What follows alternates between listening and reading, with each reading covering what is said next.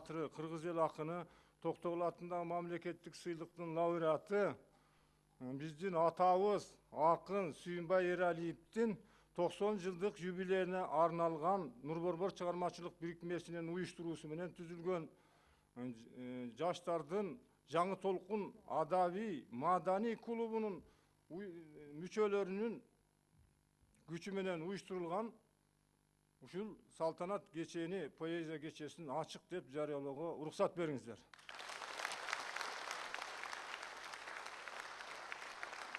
Илгертеден бери мына 10 жыл, 12 жыл болуп кетти. Жаштардын үстүндө атадай болуп, Нурборбор чыгармачылык бирикмеси жаңыдан түзүлгөндө, ар кандай иштер болуп турган маалда, ушу Сүйүнбай атабыз бизди колдоп, коргоп, кайсы жакта жүрсөк, кандай кечелерге чакырбасык, бардыгына барып, келип жүрүп, бизди көп колдоду, жаштарды колдоду. Ошонун жемиши 90 жылдыгы поэзия кечеси аркылуу белгиленип отурат. Сизге аба терең таазим кылабыз биз жаштардын атынан. Өмүр сен ачуу белең, таттуу белең, кээде жөө, кээде дуулап, аттуу келем. Бирок мен башкаларга көз артпастан мактанам ырдан бүткөн бактым менен. Сүйүнбай Эралиев. Актаңдар, о айылдын актаңдары, тоотала коюндашып жаткандагы агүлдөр уйкусуроо сулуулардай, салкынга толку боюн каткандагы. Акырын түнтүрүлүп койнун жарып, арыдан келатканда таң агарып, торгой да, булбул дагы аны даңктап, асуулар, сай-сайларда жаагын жанып. Дүйнөнүн кирсиз кези таза турган, алдыңда ак кагаздай жаза турган, күн келет табияттын жалгыз көзү, өңнөнүп нак алтындан жазаттырган. Актаңдар, о айылдын актаңдары, гүл окшоп жаңа чылган пахтаңдагы, сонун кез дарбазасы тириликтен качырап жаңачылып жаткандагы.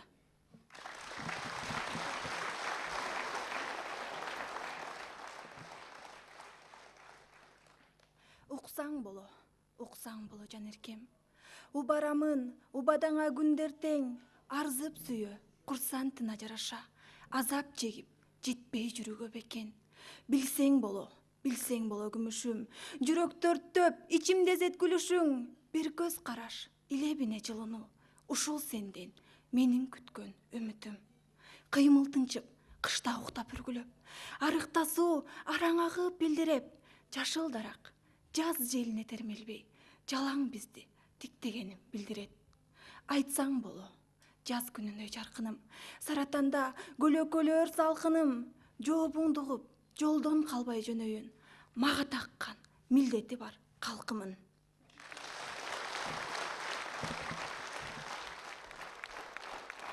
Көп жашап, көптү көргөн адам акылман келет деп айтышат. Бирок бул сөз бардык эле көп жашап, көптү көргөн адамдарга тиешелүү эмес. Акылмандык эң оолу адамдын өзүнүн дээринде, табиятында. Ал адамдын өз тегерегиндеги жакындарына гана эмес, башкаларга кошо болгон күйүмдүүлүгүнөн, камкор мамилесинен, калыстыгынан, нысаптуулугунан жана адилеттүүлүгүнөн, ар кандай шарттарда журт алдында өзүн сыйлуу кармай билгенинен байкалат. Алар жердеги майда чүйдөлүктөн өйдөрөөк турушат. Акылман адамдардын эл ичинде болгону кандай жакшы. Сүйүнбай Эралиев, Сага айткан сыр эссе китебинен.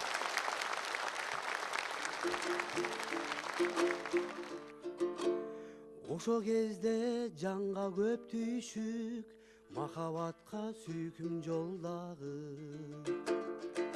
Эриндериң салкыны бүшүк, кысылган сый тараң колдагы. Коштошконум билгин көзүмдөн, кош дегенге оозум бар чубу. Бир жөнөкөй жаммын өзүммен, бирок билер кадыр баркыңды. Бир жөнөкөй жаммын өзүммен, бирок билер кадыр баркыңды.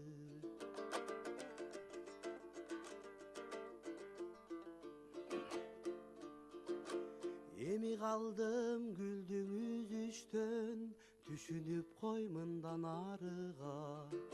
А мен үчүн эча күз түшкөн, гүл учуру жаздын малыда. Коштошконум билгин көзүмдөн, кош дегенге оозум барчубу.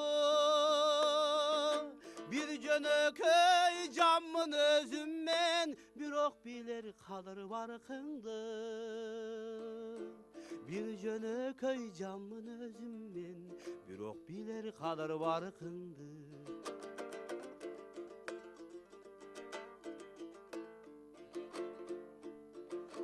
Эриндериң арсар кыбырап, таркабаган өңдүн азданып. Кубандырчы өскөн гүл бурап, эн талаага эрте жаздагы. Коштошконум билгин көзүмдөн, кош дегенге оозум барчубу. Бир жөнөкөй жаммын өзүм мен, бирок билер калыр баркыңды. Бир жөнөкөй жаммын өзүм мен, бирок билер калыр баркыңды.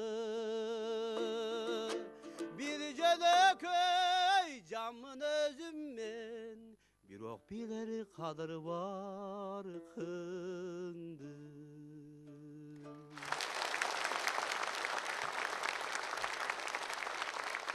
Айтчы мунун анык сүйүү өзүбү, анда бу не күтүлбөгөн кезигүү.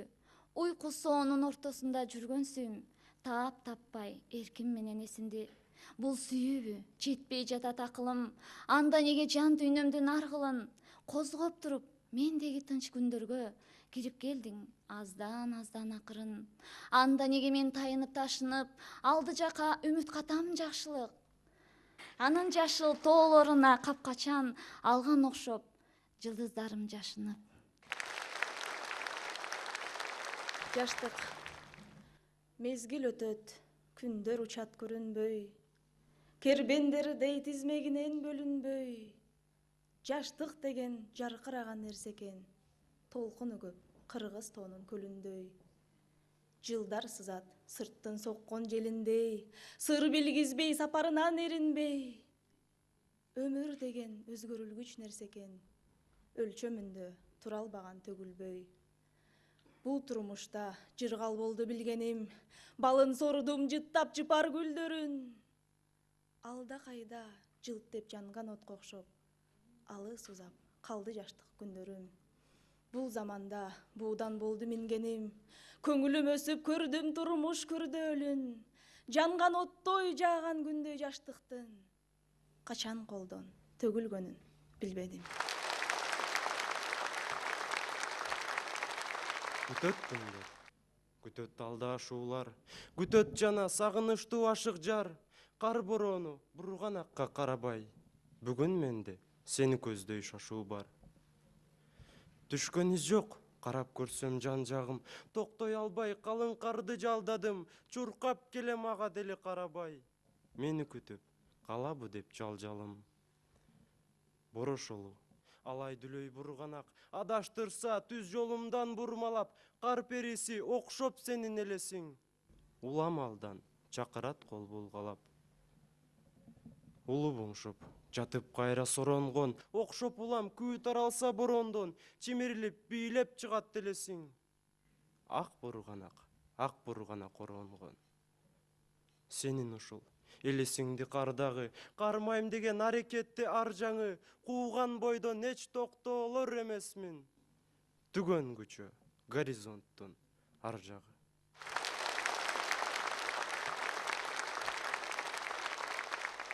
Тынчы жок уйкумдун. Эртең мененки саат 5ке чейин уктаган учурларым өтө аз болот. Кээде бир жарабаган ойлор башыңа кирип алып уйкуңду уурдайт. Мындай кездерде укталбай калган уйкуңа боор ооруйсуң. Ал эми ыр ойлоп укталбай калган уйкума менин эмес, аялымдын боору ооруйт. Ырдан башка да адамга жашоо керек го, деп кейит ал утур ойгонуп. А мен аны алдачу болдум. Төшөгүмдү бүктөп, үстүнө жуурканды чүмкөп жаап коюп, өзүм уктап жаткандай кылып, анан башка бөлмөгө барып иштеп отуруп алам. Бул кылыгыма кээде өзүмдүн күлкүм келет. Сүйүнбай Эралиев сага айткан сыр китебинен.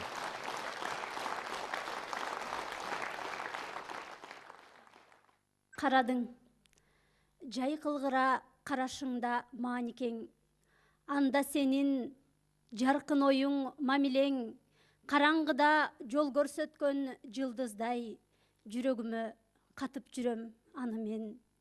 Анда дагы дал ошентип карадың, карабадың, канда чуркап тарадың, түт албастан калдым эркем мас болуп, конок үйдүн ичпей жатып арагын.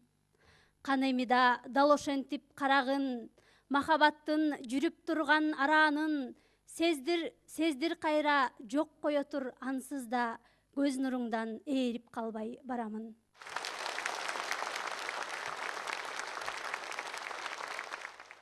Күзгү дарак, жамгырда турат дарак, турат, кар жайып бутактары жиптей жарап, а жерде сан жалбырак сапырылат, өңдөнөт ыргытылган эски барак. Аларды өлүк мисал бирден сүйрөп, күзгү жел кетип барат тарап.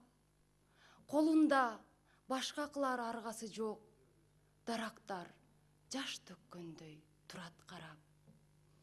Бул бакта далай жүргөн сейил куруп, аланда турар эле миң кулпуруп, койнуна катып небир ысыктарда, турчу эле салкынынан бир жуткуруп.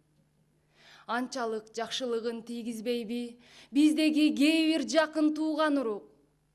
Мен дагы кошо жашып кеттим окшойт, алардын бул кайгысын көрүп туруп.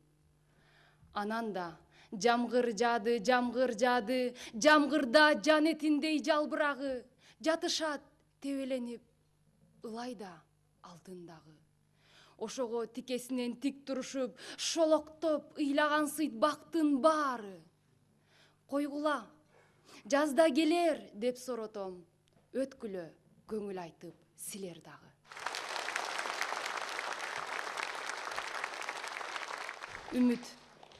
Үмүт төгүч жердөзүнө сыйдырар, керек десе жанды жанга сыйгылар. Бул дүйнөдө ага теңдеш боло албайт, ою терең небир сыйкыр сырдуулар. Үмүт күтүп жерде жашоо сонунда, мээнет жанып ишиң турса оңунда. Ошондонбу адам кыйбайт дүйнөнү, калтырууга өмүрүнүн соңунда. Үмүт жанып кетпей жеңил сезимге, эскере жүр көзүң тирүү кезинде. Мээнет кана сага сыйда даңаза, көзүң өтсө калтырар жер эсинде.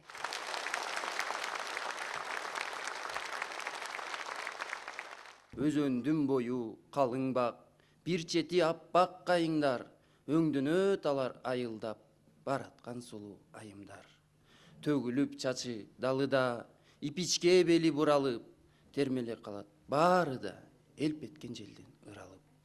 Жазгыдай жарык жүздөрү, бойсунбай күзгө көп анча, буларга төмөн түздөгү көз артат кырдан көк арча.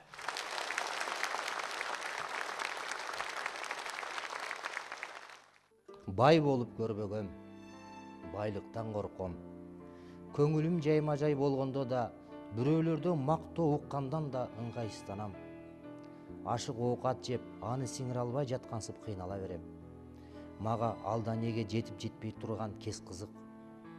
Эр ортону делген курактан өткөнгө чейин олтуруп иштей турган үстөлүм болгон жок. Кабинет же болбосо иш бөлмөсү дегенди айтпай эле коеюн. Тамак аш бышырчу бөлмөдө деле жазууга болот экен.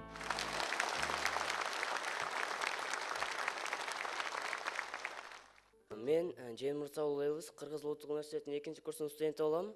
Агай, мен сиздин ырларыңызды абдан жакшы көрөм жана кызыгам. Анда мен силерге төмөнкү ырды окуп коеюн. Аксы тарабы. Бутагын колго кармасам, даракта бүрчүк көбүрөт. Аксыга бачым барбасам, жаз келип калган көрүнөт. Жылгада суулар чуркурап, жарыша куяр дайрага, көк чөптүн жыты буркурап, жыпарын чачар кайрада. Авлетим тоосун бир көрүп, кожо жаш окшоп чыккым бар, жакамда кыроо өңдөнүп, жылдыздан түшкөн учкундар.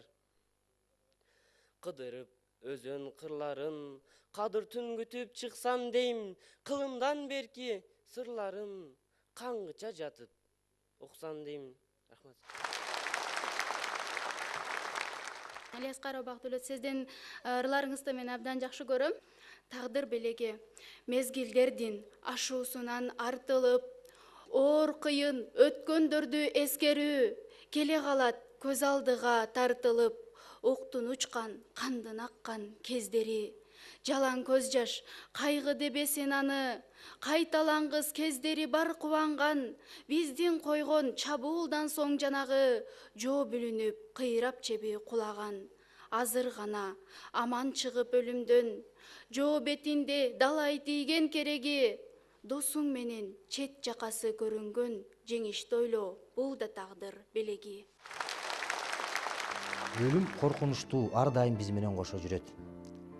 Аны ой сезимиңден эч качан алып таштай албайсың. Анткени эртеби кечпи ар кимге өлүм парз, өлүм ак. Аны моюнга албаган адам жок. Бирок пендечилик кылып өлбөс окшоп жүрө бермек бар. Ар ким ар кандай жинденет деген макалды көп колдонушат оруста. Анысы кандай, менин бир таанышым дайым айтат: мен кантип өлөм, эмне үчүн өлөм, мен жашаганы келгенмин. Жашоодон тажабасам, турмуштан чарчабасам, жөн эле өлүп калмак белем. Ал эми динге ишенгендердин түшүнүгү бул: дене өлөт, бирок жан өлбөйт. Ал бир дүйнөдөн экинчи дүйнөгө гана көчөт. Жан өлбөгөндөн кийин демек адам да өлбөйт. Саламатсыздар, мен Алаудинов Хуршет, Насирдин Исламов атындагы Кыргыз мамлекеттик курулуш, транспорт жана архитектура университетинде 2-курсунда окуйм. Сиздин төмөнкү ырыңызды окуйм. Билемин. Билемин, мен да билемин. Гүлдүн да күздө соолорун, аптаптын сезип билебин. Ак карда шалба болорун. Билемин, мен да билемин. Өтөрү өмүр ыраз да, а бирок тапсак биребин. Кармалса бизге бир азга. Мен койбос элем тоготуп, жоголсо жаштык курагым, сени да кошо жоготуп, коем деп коркуп турамын.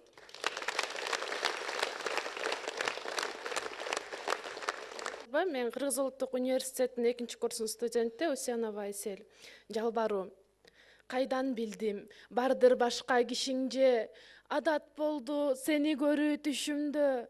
А күндүзү үшкүрүнө шыбырап, атыңда тап, сени оозуман түшүрбө. Баар айтышат, сени жердин күнү деп, уккан сайын ичим тарыйт күнүлөп.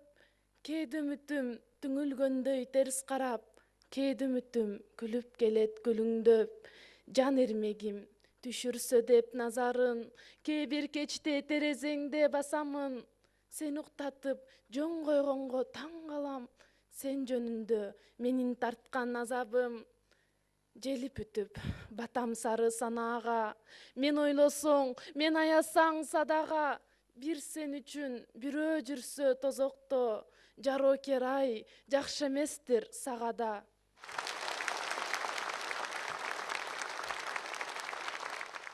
Мен Калыбекова Гүлайым, Кыргыз мамлекеттик университетте 2-курста окуйм. Сүмбай агайдын чыгармаларын мектеп программасында дагы, университеттик программада дагы таанышып келебиз. Менин оюмду айткан айрыба дегендерин жаттагам. Жылдарың жетсе дагы канча санга, өмүрдүн бүтпөгөн сүйт баар акталып, адамга жарым жарты ачылсам да, бергим бар табиятка баракталып. Сыйлашуу кээде жетпей, кээде жетип, сыйлашуу кээде жетпей, кээде жетип, адамда дайым турат эсеп кысап, дооматсыз качан болсо эркелетип, табият бизди дайым боорго кысат. Ким билбейт ак каранын айырмасын, табиат махаббатым, куштарлыгым, тагдырым угузгандан айырбасын, көктөмдөн сайрап чыккан куштарырын. Арабекеш демекчи, мен бала кезимде араба менен чөп ташычумун. Кыздар чөмөлө салышчу. Бир күнү алардын бирине арнап колумдан келишинче ыр жазсам, эртеси эле ал Арабекеш жигитке деп жообун жазып бериптир. каттын башка мазмуну бат эле унутулду. Бирок ал кыздын мени арабакеш жигит атаганына көпкө мактанып жүрдүм. Ошо бойдон көп узабай согушка кеттик. 1987 жылы жайында Кетмен-Төбө тараптан келатып, Мыкаачынын бери деген жерде ат чалдырып эс алып отурат элем. Аңгыча артына баалауч каштырган бир кемпир келип калды. 113 жылкы заводунан чыгып Итагар жайлоосуна баратыптыр. Уул келини ошол жакта кой багат экен. Азга сүйлөшө калдык эле, а дегенде менден көзүн албай көпкө бүшүркөп туруп, анан тааныгандай күлүп ийди. А көрсө илгери мени арабекеш жигит деп атап кат жазган кыз экен. Эгер ал тааныбаса, аны мен эч качан тааныбак эмесмин. Арадан 45 жыл өтүптүр. Кантсе да бул мен күтпөгөн, бирок өтө кымбат жолугушуу эле. Баарынан да саласың күндө чөмөлө, сенеңдүү кыздар көп эле, а бирок сени ойлосом, акылдан танам жөн эле. Деп ошондо менин ага жазган ырымдан ушул убакка чейин анын эсинде жүргөнү мени жагымдуу таң калтырды.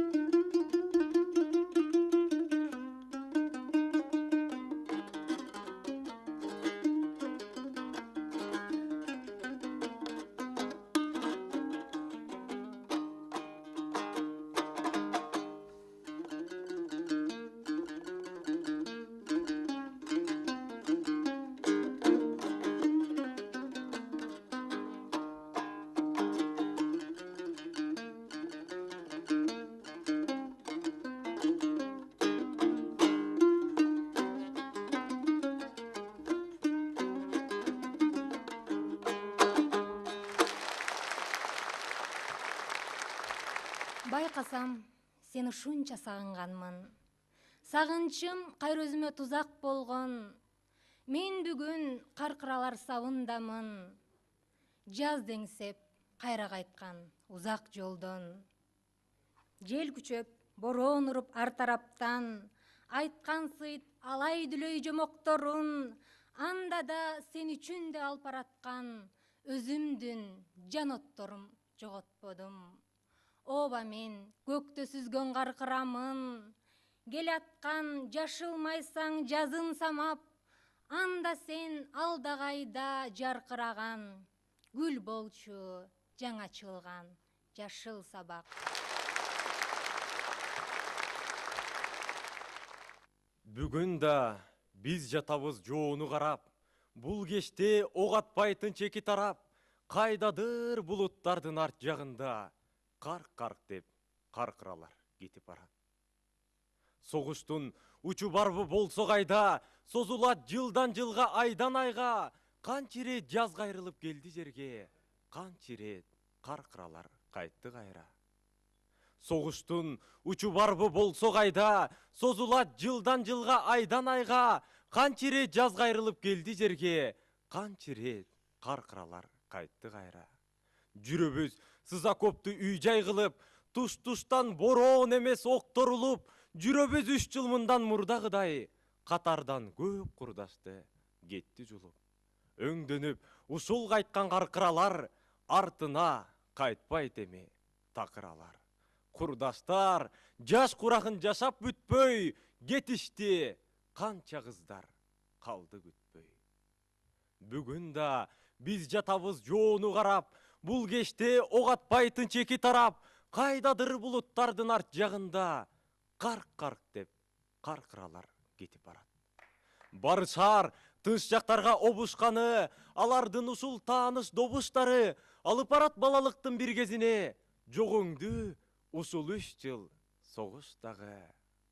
Анда да каркыралар каркылдашып, келчү эле ала тоонун артын ашып, от жакса отко түшөт деп түшүнүп, жүрчү элек саман ташып, бакал ташып.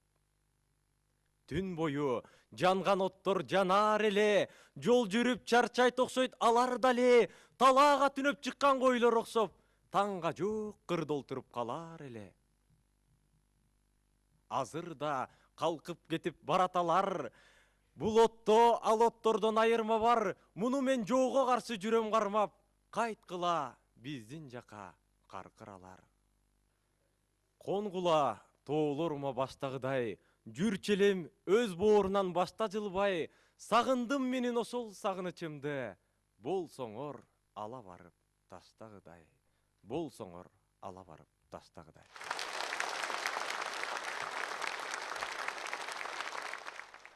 Сүйүнбай атабыз которгон котормолордон Каракалпак элинин 40 кыз деген дастанынан. Анда силер менен биз жокто, мурункудан из жокту, Каракалпак журтунда, Түркістандын бурчунда, Сарадырмак талада, Саркоп деген калада, алдай яратубай болгон, алалдай ярбайыңдын, төрт тарабы жай болгон, Гүлайым деп аталган, күндөй кызы бар болгон, эмесе Гүлайым жайын айтайын, кийдиртпей журтум байкагын, ошондон 15-теги жашы бар, осмо койгон кашы бар, мындан ошол айымга жуучу деген дайында, ат тезигин кургатпай, келип турдуң айылга, Гүлайымдын кулунду сурагандар көп болду, сусагандар бек болду, сулуулугуң айымдын ошо дүйнөгө гана жете кеп болдуң. Бул Гүлайым жөнүн айтканда, ак булактан суу алган, ак жибектей чуу алган, ажарың ушул айымдын айды уялтып тура алган, көк жибектей чуу алган, көк булактан суу алган, көркөмүң ушул айымдын күндү уялтып тура алган, мына ушундай айымга суррагандар көп болуп, суусагандар бек болуп, сулуулугуң айымдын дүнүйөгө бет болуп, мына ошентип турганда, эл айыңың курганда, мына ошондо гүл айым атасына кеп салат, ай атаке деп калат, атасынан суранып, өзүнчө өлчөп жер алат, 40 кызды жанга кураптыр, кызмат кылып сураптыр, мына ошондо гүл айым көргүнмүн убайын, 40 кызды жанга жыйыптыр, кызматты мынтип кылыптыр, 19 ай эринбей ордону бекем куруптур, ошондон ордосу коргошундан куйдурган, колодон чырмап кылдырган, мындан ушул ордого куруп алып гүл айым күндөн оюн кылган, мына ошондо гүл айым улуу тойду кул деме, улак тартып тур деме, улак тарткан курусун эмиң аңдап билсең жумушун, жанындагы 40 кызга торпок тартып сүйрөттү, мына ошентип гүл айым кылыч атып жа тарткан, ошоң урушту гана бекем үйрөттүң.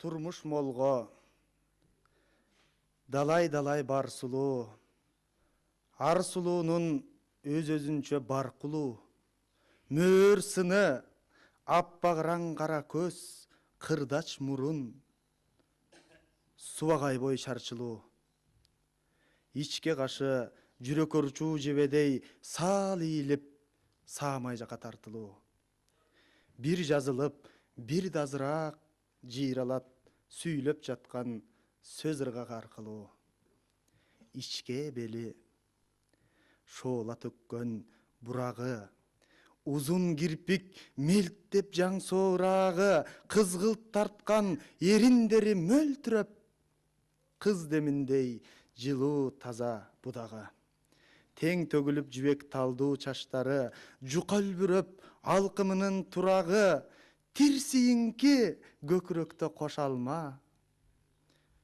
мүмкүн жеткен бышса бышар убагы. Жалт жулт ойноп күнгө күмүш сыяктуу, түркүм тилдүү кылгомус кыл кылгомус кыл кыяктуу, жардай эңсеп көлдөн тосуп чөмүлүп, кас каркылдап канат чапкан бугакку, мөңгү жаткан түн салкынын жеткирип, бой чыйралткан кечки леби бубак буу, колотулдый агып жаткан ийрилип, жылаажын үн, мөлтүр кашка булак суу, мөөр, мөөр, махабатта баары бар. Жанган алоо, темир аяз каары бар, илберс чыргып, жар таш боорун чапчылап, үрөйдү алган коркунучтуу шары бар. Кыйык келер, кекчил келер жашчылык, мейли ошентсе эркине кой, ары бар. Ким сүйүүдө токтоо болсо ал түбү, кубанч табар, маңдай балкып жарлар. Айтсаң боло, уксаң боло жараткан, алып күчтөрү аалам эркин караткан, таңды кечти тартип менен өткөрүп, бирөөнө бак, бирөөнө муң тараткан. Акыл берер аргаң барбы кызыңа, жай ичинде мөндүр каккан дарактан, гүл ача албай урап түшкөн мөмөдөй, улам соолуп, куурап кетип бараткан. Кайда күлпөт, Кайда өмүрдүн жаш чагы, кайда күндөр эркелетчү баштагы. Айтчы соң көл, айланайын тунук көл. Жемен байкуш, өз бооруңдан башкабы. Чынар эмес, чырпыгыңдын бүрелем. Тагдыр минтип, жарга соғып таштады. Туш тарабым, тайгак кыя тар кезең, багы кемге турмуш минтип жарды экен. Дайыны чыкпай түпсүз түндөй тунжурайт. Көздөн учат, жан кыйышпас жар десем. Бирок калдың, кагылайын тууган жер. Сени кайра көрөр күнүм бар бекен. Жок, антпейм го. Неге мынча кең дүйнө? Акыр барып, алакандай тар бекен. Каяктасың? Каяктасың болот? Жооп катпайт. Бир да кокту бир колот. Сүйүү чиркин ширин белең, уу белең. Кызды минтип кыйнабасаң не болот? Көрдөй түндө жалт учкан жылдыздай сүйелеси бир тартылып жоголот. Ай кашка суу, мен дагып жөнөйүн, шар кургулап сай ташындай тоголот. Алып барып сал, сонун соң көл төрүнө, жатпасам да көл түбүндө көрүнө. Шыбыр кагып, азоо толкун жар салсын. Бирде жанып, бирде толкуп өрүлө. Тоо борунан урап калган көчкүдөй. Бут кой албай, бул турмуштун өрүнө. Арманды өткөн муңдуу шорду эледеп. Аяр болсо, акку келер көрмө. Малчы келер, жылкы өрүштө топтолор. Желе кагып азоолорун ноктолор. Шопоң жеген ашыгыштуу жолоочу ат чалдырып, алда кечте токтолор. Салкын түндө көл жакалап серүүндөп, кыздар басар, бозуландар шоктонор. Эчен ирет, дарак кийими жаңырар. Бирок мени эскерер жан жок болор. Эчен ирет, дарак кийими жаңырар. Бирок мени эскерер жан жок болор. Эмнегедир бүгүн жылыздарга саякат поэмасын жазган кезим кайрадан эсиме түштү.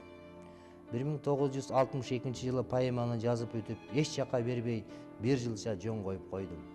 Ал темада жазгандар буга чейин бизде жок эле. Поэманын түзүлүшү да биздин поэзия үчүн жаңы, ал турга чоо үчүн эле. Кийин оокат өтпөй, нанга тыйын таппай калганда Ала тоо журналына сунуш эттим. Анан журнал басылып чыга электе, грамкасы жаңыдан окулгандан баштап эле поэма катуу каршылыктарга учурады. Өзүмдүн эле калемдеш агаларымдын бирөө КПСС борбордук комитетине чейин чыгарманын үстүнөн арыз жазган экен. Ошол арыз боюнча поэманы Кыргызстан КПБКнын бюросунда талкуулап, бюро мүчөлөрү мени төбө басты кылып калышты. Жолдош Яралиев эмне турмушту билбейби? Башы каарманын сүйгөн кызы өлүп калган болот да, ал асманда жүргөндө. Ошондой да болобу? Бул деген пессимизм. Гагарин кайтып келгенде эч кимиз өлбөй эле биз жыргап шампань ичкенбиз. Космосту жазгандан көрө чабандын итин жазбайсыңбы? Дегенге чейин барышты. Поэмага гана эмес, менин өзүмө да касылышты. Муну партиядан чыгаруу керек дегендер да болду. Ошондо жалгыз гана Айтматов поэманы коргоп чыкты. Жолдоштор, бул райкомдун, обкомдун отчет эмес, бул көркөм адабий чыгарма. Китеп болуп чыга элек чыгарманы бюродо талкуулоодо тарыхта болгон иш эмес. Китеп чыксын, эл окусун, эл айтсын. Азыр сындап жатасыңар, бирок кийин уят болуп каласыңар. Бул деген адабияттагы жаңы жийектин ачылышы, жалпы түрк адабиятындагы жаңылык. Поэма өз баасын алат. Ушундай поэма жазган үчүн Эралиевди сөгүш эмес, алкаш керек. деген дагы көп нерселерди бирөө мөчөлөрүнө жеткирүүгө аракеттенди, бирок түшүнүшкөн жок. Демек, бул түшүнөт, биз түшүнбөйт экенбиз да, сен Айтматов көбөп калгансың деп кайра өзүн асылышты. Ошондо бардыгын акылы жетип, баарын көрүп билип турган Чыңгыз алардын түшүнбөгөнүнө нааразы болуп, бюродон чыгып кетип калды. Аңгыча танапис жарыялашты. Кайра кирсек, бюро мүчөлөрүнүн менин поэмама жана өзүмө карата пикири өзгөрүп калыптыр. Эмне болуп кетти деп таң калып калдым. Сүйлөгөндөрдүн сөзү башкача, жумшак. Кыргызстан Компартиясынын ошол кезде биринчи катчысы Турдакыл Мусубалиев поэмага пикир айтып бүтүм чыгарууга ал эрте. Аны эл окуш керегин, поэманын эң негизги сынчысы окурмандар болорун айтып, жыйынтыкта сөз бюрону жапты. Көрсө иш мындай болуптур. Москвадагы адабият жана искусство боюнча бөлүмүнүн Кыргызстанды тейлеген сектор башчысы, адабият таануучу, көрүнүктүү сынчы академик Александр Михайлов самолеттун учушуна байланыштуу бюрого кечигип, танабис учурунда жетип келиптир. Поэманын үстүнөн түшкөн баягы арыз боюнча ал өлкөдөгү эң көрүнүктүү акындарга жана сынчыларга анын журналдык вариантын окута коюп, алар менен сүйлөшүп келиптир. Анан поэма тууралуу алардын жана өзүнүн пикирин бюро мүчөлөрүнө аябай түшүндүрүптүр. Кийин ал менин өзүмдү чакырып алып, ушуларды айтып берген. Ошондо бир жолдошум чоң философ Азиз Салиев айткан: чыгармачылык жактан атаандаш адамдардын арасында көрө албастык душман күтүү оңой. Ал үчүн жакшы чыгарма жазсаң эле бүттү. Эмнеси болсо да кыргыз адабиятында Жылдыздарга саякат поэмасы өз мезгилинен эртерээк жаралып калганы даана байкалып турду. О Жерене, сен азыр канчалык менден алыссың, канчалык мага жакынсың. Күнайга тоошкон жерде жүрсөм да, көңүлүм жумшак жел болуп, аймалайт жетип акырын сенин эне төшүңдү. Жалгыз жарык үмүтүмдөй караймын албай көзүмдү. Өз бооруңда жүргөндө дал ушинтип байланчумун көңүлүмдө мен сага. Сүйгөнүм турган үйгө, байкабай башка үйлөрдү, анын жарык жанган терезесине, көрбөй башка терезени, ал баскан жолго элес албайм сансыз башка жолдорду. Эми да бардык планеттерден бир өзүңө тартылам, өмүрүм макулдашпай өтө албаган жөп жөнөкөй талаа чөөн бурк эткен эрмен жытын сагынам. Бирок да сен мендесиң, жүрөгүм менен бир кагат, өзүңдөгү тирүүлөрдүн жүрөгү мени менен бирге барат.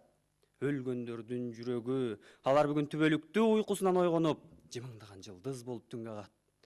Аларда жок эстелик, эстелги жер өзүң, бизди калып кайра берип сен айлана бересиң. Мен мындагы сенин жандуу үнүңмүн, уккула мен жермин деп таантып жаткан өзүн жылдыздарга сенин мындагы бир үзүм денеңмин. Аралмын асман жака келип түшкөн, өзүнчө тоо талаасы сайы менен, шылдырап агып жаткан суусу менен, калаасы эли менен, лепилдеп мейлүүн соккон жели менен, сенин бир үзүм денеңмин. Өзүңдөн учуп чыгып, кайра өзүңдө кала берген айланып. Мени менен келди бардык ишенимиң, жана да ынак жарык сүйүүлөрүң. Жылдыз, жылдыз, жылдыз болуп элесиң, кайдан жайдан көз алдыма келесиң. Космос мага сенин жытың жыттанып, балким бул бирдигидир. Жер асман аны менен ширетилген бир кечте. Космос мага сенин жытың жыттанат. Эмнеликтен айтуу кыйын түшүнтүп, жерден дагы үшүнтүп, чөптөр, гүлдөр жыттанча элең сен болуп, суулар дагы жыттанча эле сен болуп, сен бар элең баарында, баарында, ноябрдын уяң жааган карында, жөнөкөй жорткон желде, түгөнбөс жамгыр ырларында. Автобуста баратып, сени менен таанышканым эсимде, жумурткадан баш баккан балапандардай, чыйпылдашкан жылдыздар үндөшүп жер отторуна. Шаар болсо түндүн бешикырына акырын көчүү баштаган. Биз бараттык автобуста, көз карашым койгомсага иштетип, кайра тартпас, канбас көз жоосу өлүп жатты урунуп чачтарыңа. Ушул түндөн өрүлгөн. Арыктын ак суусундай билегиңе, туфлиңе, кол кайыктай мүйүздүү эки кашыңа. Музыканын бир жолку үшкүргөңдөнгөн.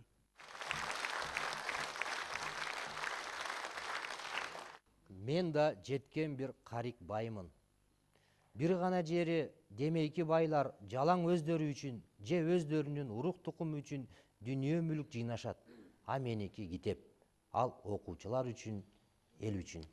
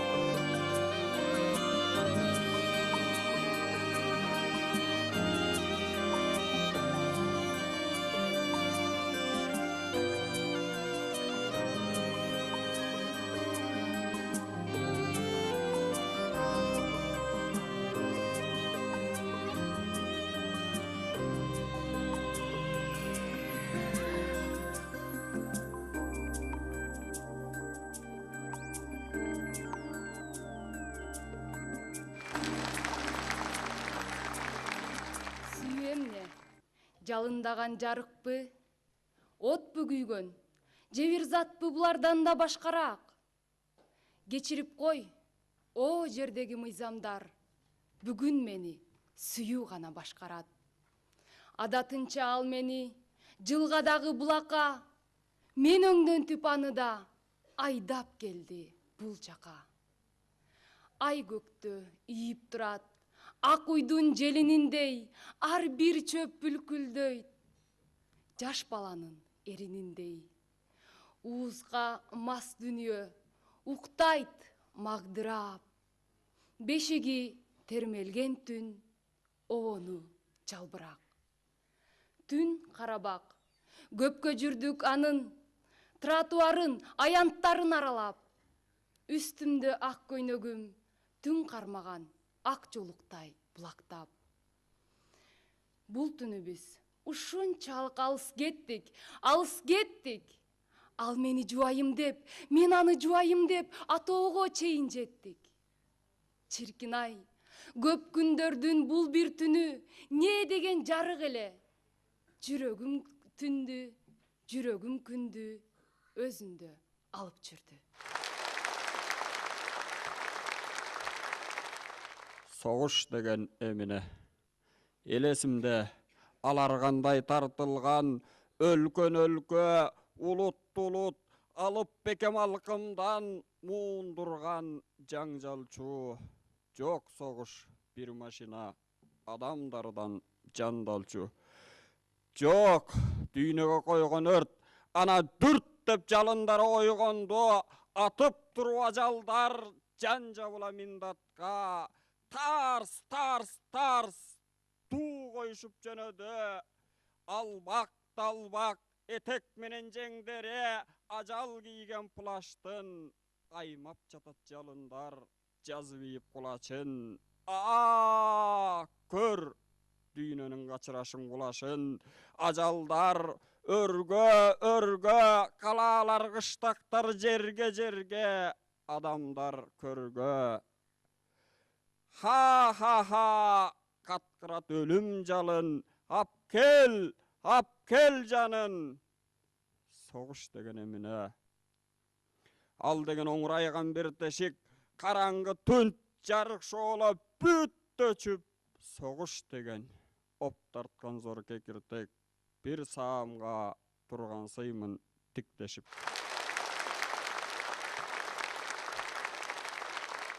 1943 жылдын август айында фронтто катуу жараландым.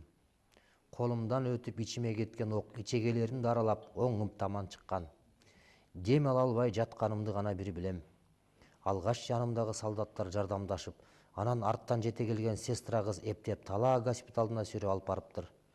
Кыздын аты жөнүн сураганга да чамам келбеген. Боор токтоп жылып мени сүйрөп баратканда душман огу шытырап чөпкө түшүп турганын элдир-селдир сезип, сестра мени таштап жаныңды сактачы деп онтогонум эсимде. Согуштагы сестралар эмне деген боорукер, сүйкүмдүү жандар эле. Мен 3 ирет катуу жараландым. Эгер алар болбосо, мен бүгүн минтип жерде тирүү жүрбөйт элем. Алар өмүр көрбөгөн эле бирөөлөрдүн өмүрүн сактап калуу үчүн өз жандарын аябай жаап турган ок алдында жүрүшпөдүбү? Адамга жакшылык кылуу, жардамдашуу алар үчүн тирүүлүктүн ыйык парызындай сезилчү. Ошонусу менен алар жоокерлерди ар намыска, кайратка чакырып жаткандай болушчу. О, андагы дүйнөдө жок боорукер кыздар, кайталангыс асыл таза жандар. Ата журттун эр жүрөк периштелери, силер азыр кайдасыңар? Дайыма бар болсоңор экен.